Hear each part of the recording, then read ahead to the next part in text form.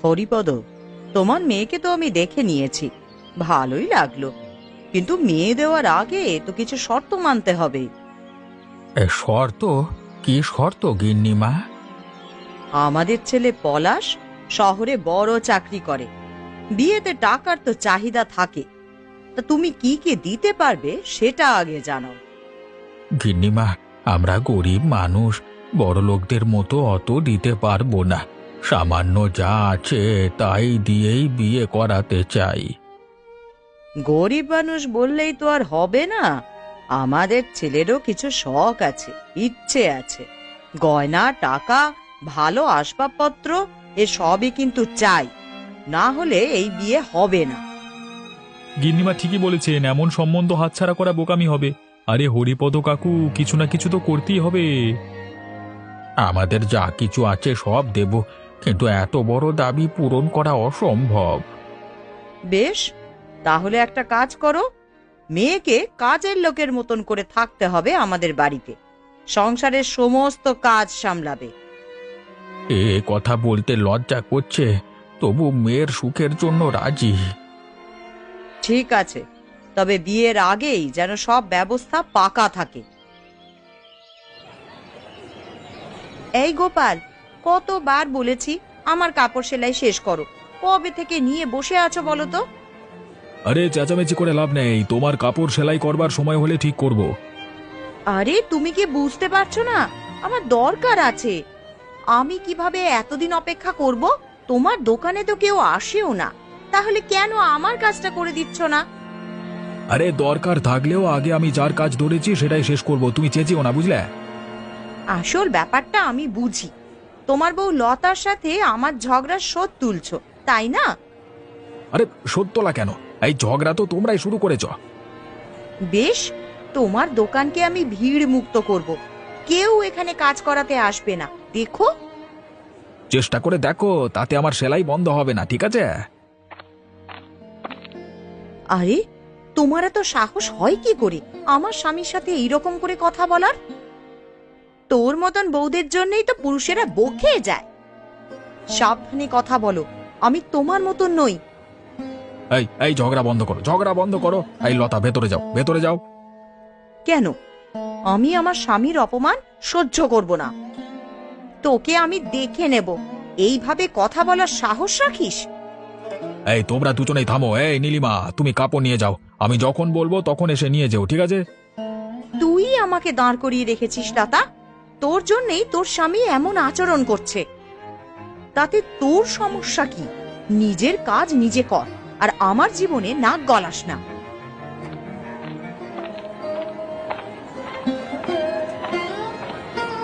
আর দেখলে তো তোমার জন্য আমি কিভাবে শোধটা তুললাম।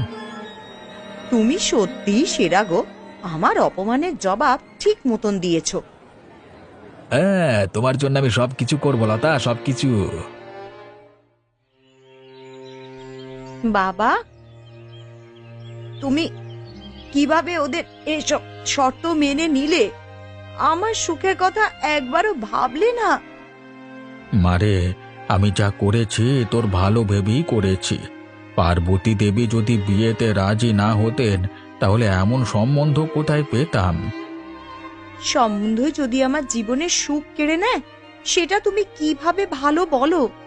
ওরা তো শুরু থেকেই তোমাকে অপমান করছে। গরিব মানুষ আমরা, আমাদের কথার দাম কোথায় মা? বড় লোকের বাড়িতে গিয়ে ঠাঁই পাওয়া তো ভাগ্যের কথা। বাবা, ভাগ্য যদি এমন হয়, তাহলে আমি এই বিয়ে করতে চাই না। তুমি ওদের মুখের ওপরে না বলে দাও। রাখি, তুই ছোট, বুঝবি না। এই সম্পর্ক বাতিল করলে তোর ভবিষ্যৎ আরো খারাপ হবে। ভবিষ্যৎ খারাপ হবে? তার থেকে ভালো আমি একাই থাকবো, তবু কাজের ঝিয়ের মতন থাকবো না। কাকাবাবু, কি হলো? রাখিয়া তো চেঁচামেচি করছে কেন? কিছু না রতন বাবু, মেয়েটা একটু চিন্তিত হয়ে পড়েছে তো। আরে বিয়ের আগে মেয়েরা একটু চিন্তিত হয়, এটা স্বাভাবিক। রাখি, তোমার জন্য তো পলাশ সব রকম ব্যবস্থা করবে, তুমি চিন্তা করো না। রতনদা, ওসব ব্যবস্থা আমি চাই না, আমি শুধু একটু সম্মান নিয়ে বাঁচতে চাই। এ কি বলছিস রাখি? গিন্নিমা যদি শুনতে পান না তাহলে আবার ঝামেলা শুরু হবে।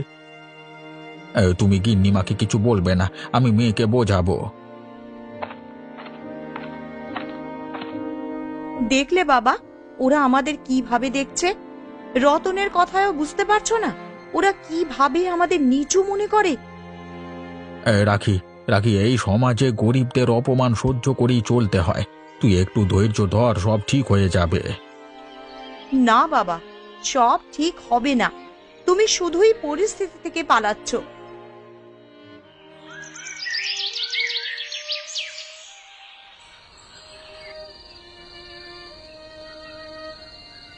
শুনলে নীলিমা, এবার পলাশ ফিরলেই বিয়ে হয়ে যাবে। হে ভাবো, আমাদের বন্ধু পলাশের বাড়িতে এখন কত আনন্দের প্রস্তুতি চলবে। হ্যাঁ, আরে আনন্দ তো হবেই, কিন্তু সেই আনন্দের পেছনে কত অপমান লুকিয়ে আছে সেটা কেউ ভাবছে না। কি বলছো তুমি? কি বলছো তুমি? অপমান কোথায়? আরে তুমি বুঝলে না? গিন্নিমা হরিপদ কাকাকে যেভাবে কথা শোনালেন সেটাকে তুমি ঠিক বলবে? আরে এটা তো আজকালকার নিয়ম, এতে অন্যায় কি আছে? অন্যায় নয়। একটা গরিব মানুষকে বললেন তার মেয়েকে কাজে ঝিয়ের মতন থাকতে হবে, এটা অন্যায় নয়।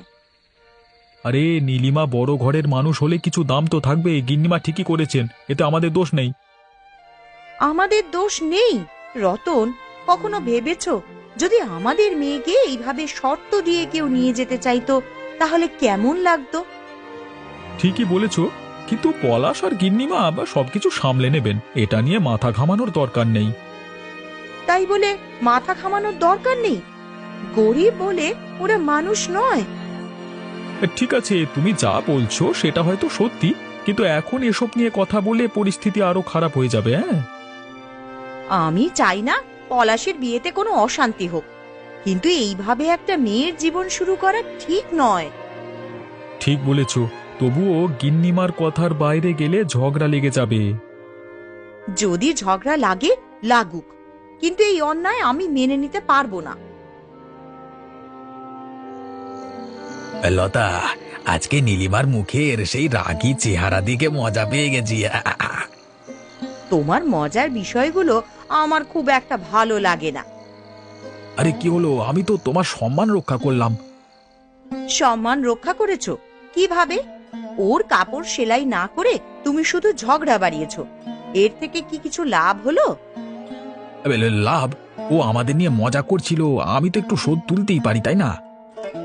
আমি বলেছিলাম সমাধান করতে, ঝগড়া বাড়াতে নয়। তুমি যদি এমন করো ওরা আমাদের জীবন আরো কঠিন করে তুলবে। কি বলছো কি তুমি? নীলিমা আর কি করবে? ওর মাথায় তো ইতিমধ্যে ঝামেলা ঠাঁই নিয়েছে। ওদের সাথে ঝগড়া করতে গিয়ে তুমি যদি ব্যবসা হারাও তখন কি হবে? আরে ব্যবসা? আমার ব্যবসার কি হবে সেটা আমি সামলে নেব, বুঝলে? শোনো, তোমার এই আমি সামলাবো কথা শুনতে শুনতে না ক্লান্ত হয়ে গিয়েছি। ঘরের ঝামেলা মিটিয়ে নেওয়া উচিত। ও, তুমি এখন তাদের পক্ষ নিচ্ছ, তাই তো? পক্ষ নেওয়া নয়, বুদ্ধিমানের মতন কাজ করা উচিত। তোমার এই অযথা ঝগড়া আমাদের জন্য নতুন সমস্যা ডেকে আনবে। ঠিক আছে, তুমি বলো কি করা উচিত। তুমি খুব ভালো করেই জানো কিভাবে আমার কথা কাটাতে হবে, কিন্তু এবার যদি সমস্যার সমাধান না করতে পারো তাহলে দায়িত্ব কিন্তু তোমার।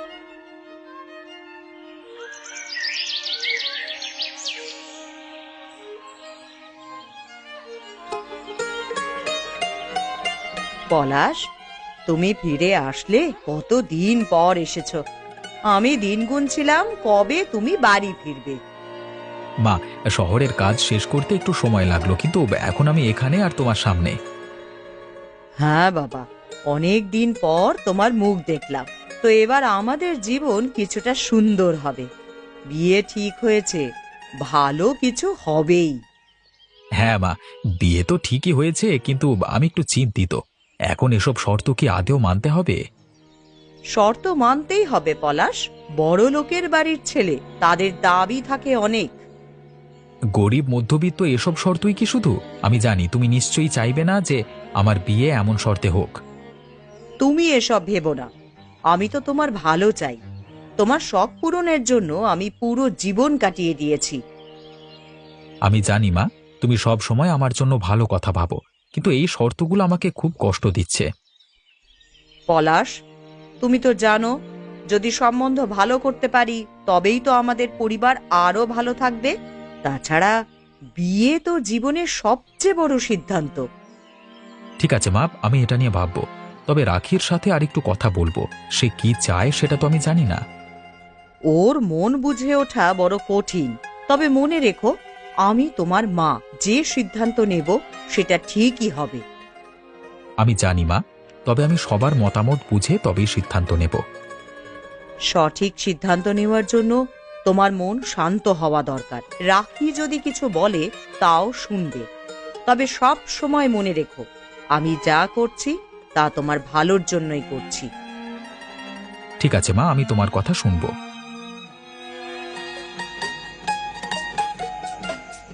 হরিপদ, তুমি জানো না তোমাদের মতন মানুষ এইসব খাওয়ানোর সামর্থ্য রাখে না? তা আমাদেরকেও কি এই গরিবদের সঙ্গে বসেই খেতে হবে? গিন্নিমা, আপনি কি বলছেন? মেয়ের বিয়ে, এত মানুষ আসবে, সেখানে তো সব রকমের মানুষই থাকবে। একটু সম্মান দিয়ে তো আমাদের রীতিনীতি পালন করা উচিত। রীতিনীতি? বড় লোকদের সামনে দাঁড়িয়ে তাদের সম্মান দেখানো, এটা তো সবাই জানে। কিন্তু যে রীতি অনুযায়ী আমাদের দাঁড় করিয়ে রাখা হয়, তার জন্য আমি কিভাবে খুশি হব? গিন্নিমা, আমি করি, কিন্তু কিন্তু মেয়ের জন্য তো কিছু করতে চাই। তাহলে একটু হলেও সুখী হব। আমি ভাবছিলাম আমার আমার জীবনে কিছু একটা ভালো হবে। আমি জানি হরিপদ, কিন্তু যে অনুষ্ঠান চলছে তার মধ্যে আমাদের অবস্থান কোথায়? এসব আমার কাছে খুবই অপমানজনক। তুমি জানো, আমি সব সময় বড় লোকদের সঙ্গে থাকতে চাই। আমি এমনিতেই গরিবের বাড়ি অনুষ্ঠানে থাকতে বাধ্য হচ্ছি। এসব করে কি তোমার মেয়ে সুখী থাকবে? আপনি চিন্তা করবেন না। আপনাদের সামনে মাথা নিচু করলেও আমি জানি আমার মেয়ে সুখী হবে। সুখী থাকবে? তা তুমি কিভাবে জানলে? আমাদের জীবনে কিছুই স্থিতিশীল নয় হরিপদ। পলাশ তো কোনো সিদ্ধান্তেই স্থির থাকতে পারে না। গিন্নিমা, বিয়েটা তো একটা নতুন জীবনের শুরু। এখানে যারা এসেছে তারা আমাদের ভালো চায়।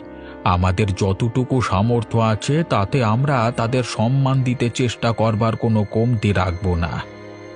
বুঝলাম, কিন্তু তুমি জানো না, আমরা এইসব অনুষ্ঠানে অনেক ছোট হয়ে পড়ি, কিছুটা অসম্মান বোধ হয়। আমি জানি আমাদের মেয়ের জন্য কিছুটা সম্মানহানি হবে, কিন্তু যদি কিছু ভালো হয় তবেই আমাদের পরিবারের সুখের পথটা সুগম হবে। তোমার কোনো বোধ শক্তি নেই নীলিমা। তুমি জানো না গোপালের সাথে তুমি কি করেছো? মিথ্যা বলে তাকে বিপদে ফেলেছো। মিথ্যা? আমি আবার কি মিথ্যে বললাম? হ্যাঁ, তুমিই তো খাচ্ছ তোমার বরের মাথা। আর তুমি কি জানো আমাদের সংসার কিভাবে চলছে? কি হচ্ছে এখানে? নীলিমা, তুমি কেন ঝগড়া বাড়াচ্ছ? তোমার মতন মানুষ কি তো আর কিছুই বলার নেই। তুমি বুঝতেই পারবে না, এই লতা সব শেষ করে ফেলবে।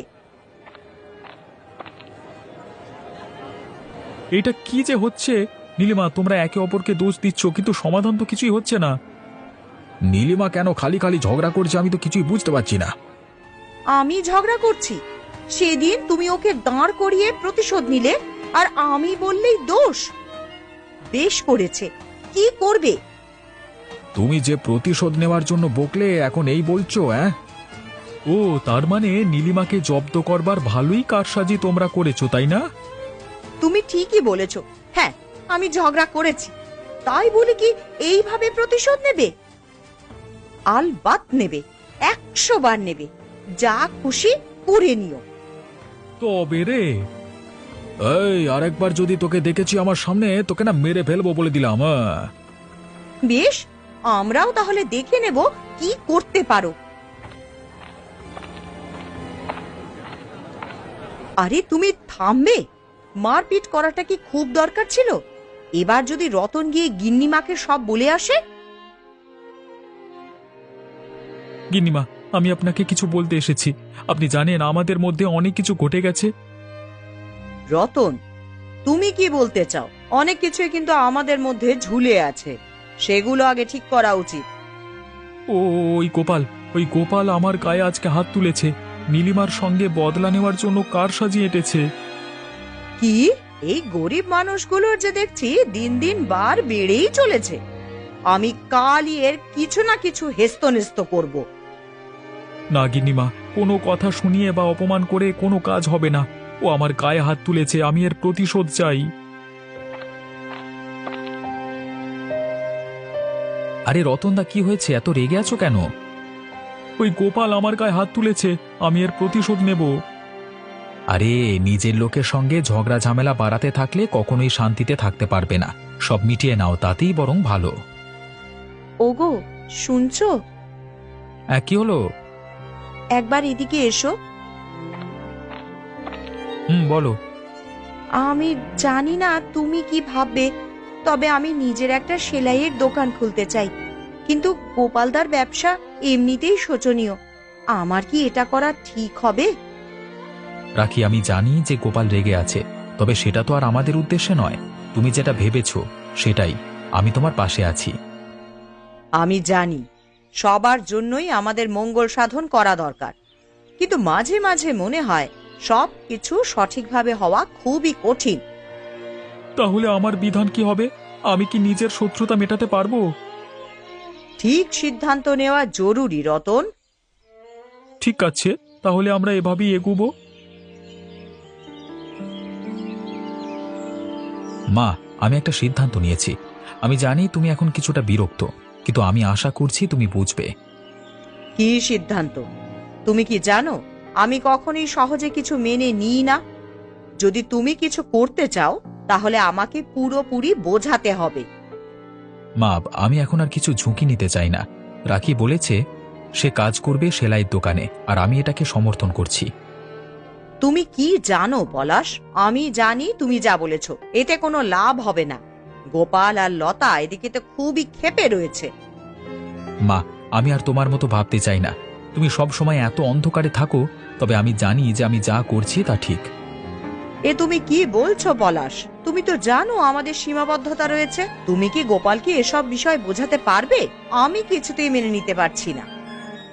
মা, গোপাল যদি গরিব হয় সেটা তার ব্যাপার, কিন্তু আমি শুধু চাই রাখি তার কাজের জন্য কিছু সুযোগ পাক।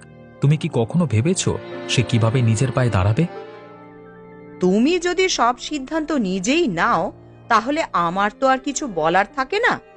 তবে আমি তোমার মা, আর তোমার সিদ্ধান্তের প্রভাব আমার উপরেও পড়বে। কিন্তু আমি জানি মা, আমি সব সময় তোমার কথাই শুনেছি, কিন্তু এই একবার আমাকে কিছু করতে দাও। ঠিক আছে, তবে মনে রেখো যা করবে তা একটু ভেবে করো। আর যদি কিছু সমস্যা হয় তখন তুমি অবশ্যই আমাকে তোমার পাশে পাবে। গোপাল, কি খবর? দোকানে এখন তো আর ভিড় নেই। জানি না রতন, কিছুদিন ধরে মনে হচ্ছে কেউ আর দোকানে আসছে না। হ্যাঁ, দেখতেই তো পাচ্ছি। তো তোমার দোকানে ভিড় কমে গেছে। পলাশের নতুন দোকান খোলবার পর থেকে অনেকেই সেখানে যাচ্ছে তো। আমি ভেবেছিলাম পলাশের সাথে এসব নিয়ে কথা বলবো। এখন যদি এত বড় প্রতিযোগিতা চলে আসে তবে আমার পরিস্থিতি খারাপ হয়ে যাবে তো। আমি তো বলেছিলাম গোপাল, তুমি যা ভাবছিলে তা কিন্তু সঠিক ছিল না। একে অপরকে সাহায্য করবার বদলে আমরা একে অপরের শত্রু হয়ে যাচ্ছি। এখন কি করবে? কিছু বুঝতে পারছি না রতন, আমি তো কখনোই চাইনি এমনটা হোক। দেখো আর কতদিন এভাবে টিকতে পারো। এসব কথাতে টিটকেরি দেওয়া বন্ধ কর রতন, আমি কিন্তু আর ঝামেলা বাড়াতে চাই না। ভুল কি বলেছি? আমরা তো দিব্যি থাকবো, গিন্নিমা আমাদের দেখে শুনে রাখবে, কিন্তু তোমরা একটু নিজের খেয়াল রাখো। আমরা নিজেরটা নিজে বুঝে নেব, তোকে নাক গলাতে হবে না।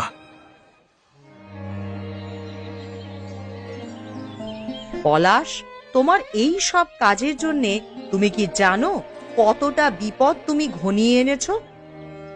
মা, আমি জানি তুমি চিন্তিত, কিন্তু আমি মনে করি এটা আমাদের জন্য সুযোগ হতে পারে। রাখি যদি নিজের কাজ শিখতে চায় তাহলে আমি তাকে সাহায্য করতে চাই। তুমি শুধুই রাখির কথা বলছো, কিন্তু তুমি কি জানো সেলাইয়ের দোকান খুলে গোপালের খদ্দের কমাতে গিয়ে তুমি নিজের সম্মানও খুইয়ে ফেলবে। গোপালের মতন লোকের সাথে তুমি যদি এখনই এইভাবে কাজ শুরু করো তাহলে তো সম্পর্ক আরো খারাপ হবে। আমি জানি মা, সম্পর্ক ঠিক রাখাটা গুরুত্বপূর্ণ, কিন্তু রাখি নিজের কাজের জন্য কিছু করতে শিখুক। সবারই নিজের পথ চলবার অধিকার আছে। হ্যাঁ, অধিকার আছে, কিন্তু আমি তো জানি তোমার আর গোপালের মধ্যে এই ব্যাপারে একটা অশান্তি হতে চলেছে। মা, আমি এটাই বলছি, গোপাল যদি কিছু মনে করে তাহলে আমি তাকে বোঝাবো। আসবো বাবা। আরে শ্বশুর মশাই, আসুন আসুন। দাঁড়ান, আপনার মেয়েকে ডেকে দিচ্ছি। আদিক্ষেতা, এই যে তোমার মেয়ে আমার ছেলের মাথাটাকে পুরো খেয়ে ফেলেছে। কি সব করছে সেটা দেখো। উফ মা, তুমি এরকম ব্যবহার কেন করছো? উনি তো গুরুজন।